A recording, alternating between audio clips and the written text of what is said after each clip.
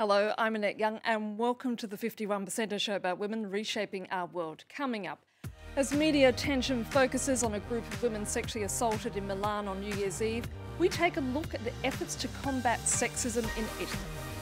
Also, human rights activists say accusations of sorcery are being used in Kenya to force elderly widows off their land.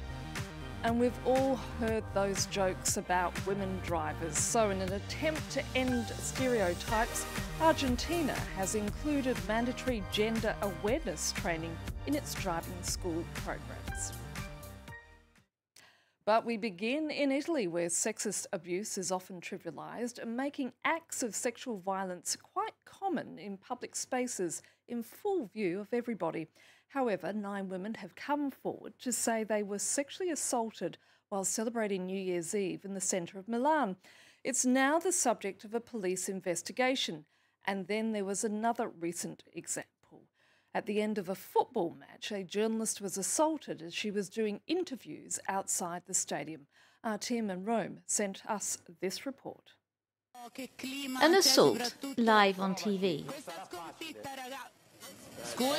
Excuse me, you can't do that.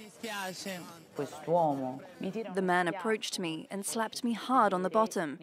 And all the other people around me who saw everything didn't do a thing. On the contrary, they continued to make lewd comments. Stunned, the sports journalist from a local TV station in Tuscany has filed charges. A decision that has attracted numerous negative comments. Lots of people have said, "Oh, but you were dressed too attractively." But I was just doing my job. I was wearing jeans and a jacket. And even if I was in a miniskirt, nobody can touch me without my consent. A universal principle, but yet one that clashes with an entrenched sexism in Italy, where this kind of sexual harassment against women is often minimalised. It's just a playful gesture. A football fan leaving the stadium who sees a pretty girl, and boom, ciao. It's nothing serious. Sexual harassment starts with these kinds of gestures that are trivialized in relation to what they are in reality. Sexism also occurs in the law courts in Italy. The European Court of Human Rights has recently sanctioned the Italian state for having used language and arguments that convey the prejudices about the role of women that exist in Italian society in the case of an alleged group rape of a young woman. Her clothes, sexual orientation and her lifestyle were used to discredit her. The judges reflect society. They pronounce these types of sentences because they're incapable of seeing or recognizing gender discrimination. The social context normalizes this hierarchy of power. To change this dynamic, this association organises training programmes. The aim, to identify and prevent abuse against women and to enable a better enforcement of the law.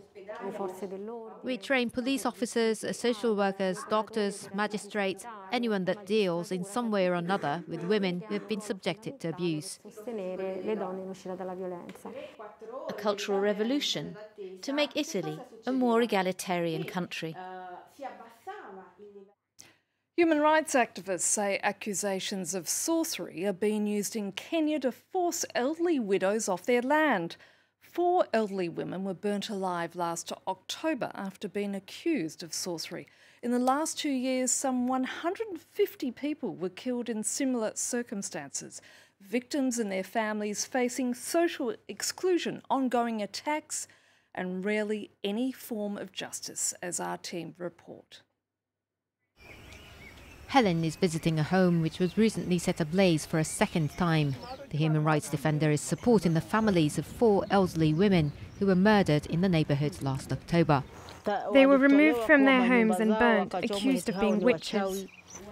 At least 6 people in the area face violence every month on suspicion of sorcery. Jacqueline's mother is one of the latest victims, accused of having bewitched her neighbour's ailing son. When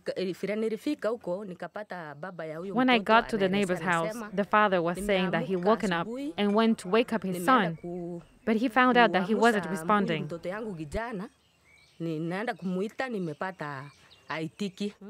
Adding to the trauma, videos of the lynching are still circulating online. While terrified, Jacqueline still lives in the village. Other relatives of the victims, like Janet, have gone into hiding and is seeking help from activists. They say the killings have nothing to do with traditional beliefs. It's just disputes over there, not witchcraft. It's only about land disputes. Rights campaigners say that sorcery claims are usually a pretext for land grab. Many elderly women don't have ownership certificates and thus become easy targets. The perpetrators taking advantage of the community's fear of witchcraft. What we realized is that the village elders were also there. That's what's shocking. Our government, people who are supposed to protect us. And you can see others there watching, the women getting burnt. NGOs in the area are intensifying their campaigns to try and get the government and the community to act. Local leaders warned the community against taking the law into their own hands. We have channels to address that issue. We have the police, we have the administrator, the chief office is there to address such issues. Some of the suspects have been brought to trial, but many more are believed to remain at large. A task force is investigating the root of witchcraft-related killings in the region and is set to release its report soon. Staying in Africa, and despite ongoing sectarian violence in the Central African Republic, the construction sector is thriving. Most building sites are run by men, thanks to deep-rooted gender inequalities in the country. But some women in the industry are now challenging stereotypes, as this report reveals. Brick by brick, the Central African Republic's capital is getting a facelift after decades of political instability. Across Bangui, construction sites are multiplying and some are being run by a new generation. We need to make sure that the levels are right. Barely 23, Avodi is one of the country's few female civil engineers. She has to prove herself daily. When you're a young girl, to give orders here to the workers, it's complicated. The men can't stand it, but that's the job. They have to submit so that the work can move forward. Moving forward while also challenging the status quo. Avodi's already passed on her enthusiasm for the job to her intern. The women see growing opportunities in this industry. We have the same ideas and ambitions, so she inspires me. There's a lot of young girls who think construction is just for boys, but they're wrong. It's easy enough if we give it our all. Avodi and Jennifer have Yaxian Yu to thank for the opportunity. She's the manager of one of the largest construction companies in the country. Here there are excellent women in the country with a lot of skills, so we try to support them. In China, we say that men are half of the sky and women are the other half, so we do everything together.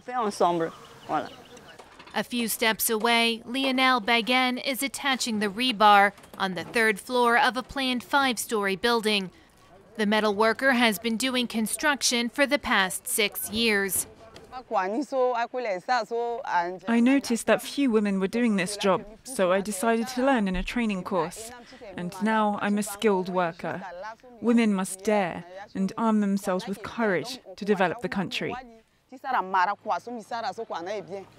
Avodi, Jennifer and Lionel are breaking new ground in the construction industry in a country that ranks second to last on the UN's Gender Inequality Index. Now, jokes about women drivers are almost universal, and yet statistics consistently show it's men who cause the most accidents and offences. In an effort to put an end to gender stereotypes, Argentina has now included mandatory awareness training in its driving school programs. Karis Garland has more.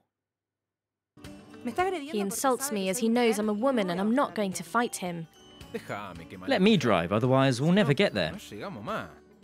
This training video explores gender roles, patriarchy and violence, and it's now mandatory study material to obtain a driver's license in Argentina.